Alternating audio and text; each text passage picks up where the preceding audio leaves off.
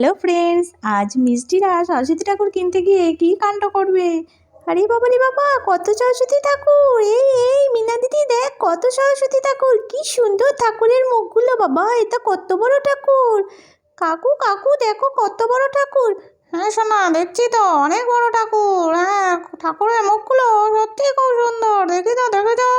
ও বাবা, আরে আরে কি সুন্দর একটা গণেশ! এই গণেশটা আমাকে কিনে দেবে নাকি কাকু? এই এই দেখি তো, এটা কি এটা কি? এই এটা তো মনে হচ্ছে দোয়াত। এই দোয়াতের মধ্যে কালি দিতে হয়, এটা দিয়ে লিখতে হয়, তাহলে সরস্বতী ঠাকুর অনেক বিদ্যা দেয়। এই মিষ্টি দেখ, এই ঠাকুরের মুখটা কি সুন্দর। হ্যাঁ তাই না বল, সত্যিই খুব সুন্দর। এই ঠাকুরটা নেবো। হ্যাঁ চল চল, কাকুকে গিয়ে বলি এই ঠাকুরটা। ও কাকু কাকু, আমার না ওই ঠাকুরটা খুব পছন্দ হয়েছে, ওই ঠাকুরটা চলো না দেখবে। বা এই সরস্বতী ঠাকুরের মুখটা তো খুব সুন্দর।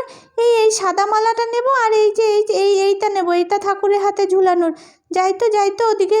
আরে মিষ্টি দেখ, এইটা বেশি সুন্দর, এখানে আবার সরস্বতী লেখা আছে। তাই তো দেখি, এটা তো আমি আগে খেয়ালই করিনি।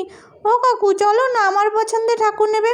আরে তোরা চুপ কর না রে, দেখছি একটু, আমার যেটা পছন্দ হবে সেটাই নেবো। তোদের সবার পছন্দ দেখতে গেলে তো সব ঠাকুর নিতে হবে।